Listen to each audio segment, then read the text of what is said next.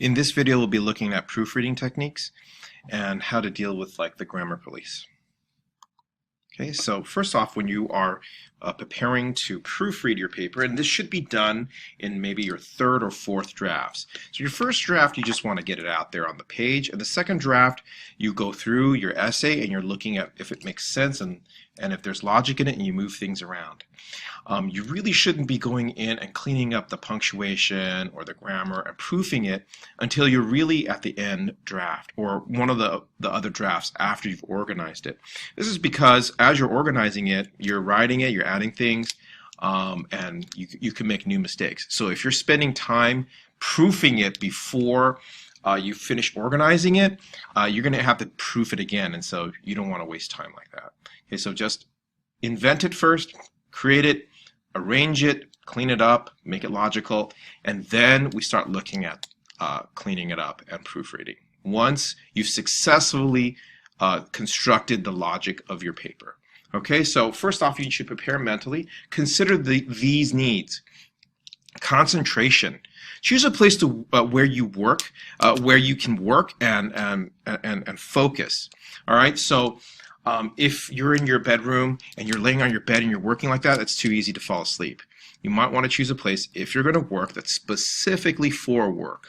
All right, having a ritual is what a lot of writers usually use to help them be able to get that focus. So there's a specific place or that they find quiet, or that won't provide them any distractions. Okay, so make sure you find a place where you can work. Okay. Second, you should be patient. You should have some patience toward yourself. It's frustrating to look at there are a lot of mistakes, or it feels like it's a jumbled mess, and you just kind of want to scream. You know what? I just go ahead and scream privately. But then you come back, and once you let that emotion out, be patient with yourself. There's gonna a little bit at a time. Okay, slow and steady wins the race. Okay, so time. Make sure you're not rushing it. Okay, so if you're procrastinating to the very end and you're stressed out because of it in any class, it really isn't necessarily the class's fault. It's because you're not giving yourself time. You're not being fair to yourself. Okay, so make sure you're fair to yourself by giving yourself some time. Okay, consider the details and small things. And at this point in time, we're not dealing with big ideas or the logic of the paper. We're looking at the small things. And as the saying goes, the devil's in the details. All right, and it's in the details that people notice. That people notice first, and then you lose credibility if you can't handle the stupid small things. So consider punctuation and contractions, right? In formal writing, and that's what essay writing is, and letter writing, formal business letter writing, you don't use contractions. Okay, you must avoid them because it sounds too informal, or it's easily misunderstood if someone's reading quickly. So avoid that. Avoid contractions. Okay, spelling mistakes. Make sure you have a dictionary on hand just to check to make sure to see that your spelling is good. Because nothing ruins your credibility and reputation than spelling something wrong in an essay that you've had time to redo it. We're not talking about having, you have to have it perfect if you're posting it on Facebook or tweeting it or you're writing on a board or something like that. Okay, that's on the spur of the moment. We all make mistakes at the spur of the moment. All right, but we're talking about something that you should have had time to sort of look over again. There's no reason you should turn in something that doesn't look perfect.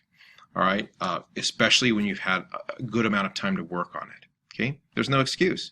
And when people are looking at it, they judge you on it, just like you judge others. All right, if you had time to think about it, it's like getting a bad tattoo. You've had time to think about getting that tattoo. If you're just doing it at the spur of the moment and it's spelled wrong, well, it's permanent. Right? With something like writing that people can repost and see, you want to make sure that you take some time to spell it correctly. Word choice. And here's my advice. Trust no word. All right, when you see a word on the page, you're like, well, I kind of want to use this one because I saw it in, my SAT handbook or some vocabulary, glossary. Don't trust it. All right, unless you know the word 100% and that really matches up with your felt sense, your feeling in your heart, be careful. Okay, look at your words that you put down. And carelessness in word choice makes you look bad, and you don't want that. Okay, and then structure and the tone. Is it organized correctly? Is it clean? Is the tone correct? Do you come off wrong? Okay, and one way to consider the tone is to read it aloud. Okay. Proofread more than once. You're never going to catch everything at the first time. Each time you look at it, there's going to be different errors. And when you do this, here's a piece of advice, is to give yourself time between each time you proofread. All right, so if you've read it today, then take the next day off and come back the day afterwards and look at it again. Allow your brain to reset so that you can have a fresh set of eyes to look at it. Okay, try different methods. Read aloud with a pen or pencil. That's the first one, because so many times, as I've been a tutor in college, I tell the student to read it to me, and they have a pencil or pen, and they're making the corrections themselves. I don't have to do that, right? And that works for you too. Okay? We're trained to see those mistakes as we're reading it aloud. Okay?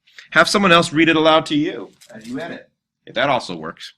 Read it backwards, word by word. Now, this is a harder one, and it sounds a little weird, but when you do it backwards, it forces you to think about what you're actually saying, and then you'll end up finding mistakes. Okay, find your own method too. Come up with your own way to proofread to make it look nice. With any piece of writing, there's no excuse when you're submitting it to have any mistakes, especially if it's formal. Okay, take breaks. Take breaks during the readings. Don't sit down and work for more than 45 minutes to 50 minutes at a time. I, for one, don't have attention span more than 30 minutes, honestly, when I'm doing it, so I'll give myself breaks in between or during it.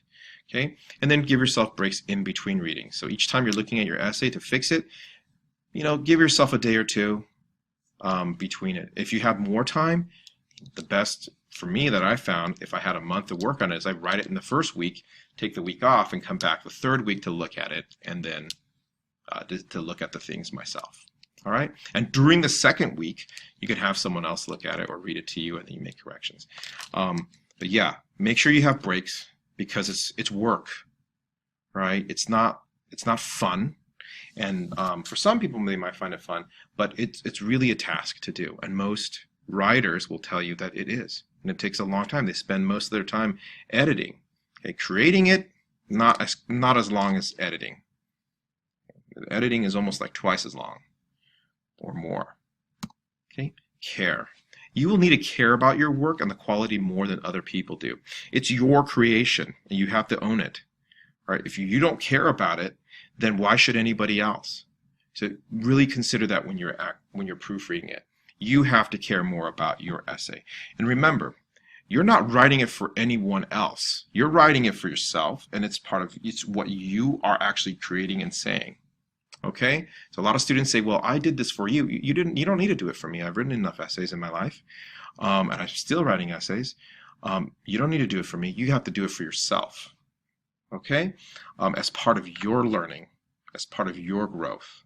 It's like exercising. You don't tell your coach or your personal trainer, I'm doing it for you. All right? It doesn't matter to them whether you actually exercise or not at home. Okay? So make sure that you're doing it for yourself. Okay? You got to care more about it than other people.